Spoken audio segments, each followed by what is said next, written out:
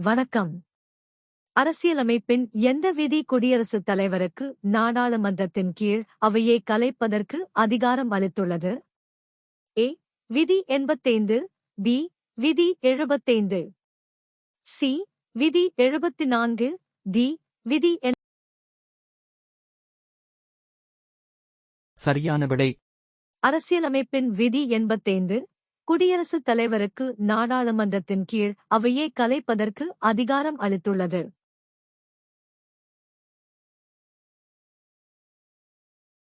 வள்ளுவரின் கருத்துப்படி உலகத்தார் மனங்களில் வாழ்பவர் யார்?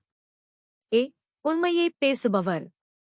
பி. இனிய சொல் கூறுபவர். சி. அழகிய உருவம் உடையவர். டி. பிறர் சொற்கேட்டு நடப்பவர்.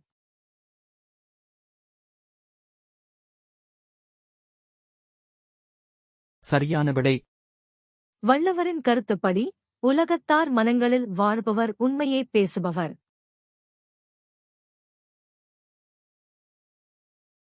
நன்றி. பயிற்சிக்கு இணைந்திருங்கள்.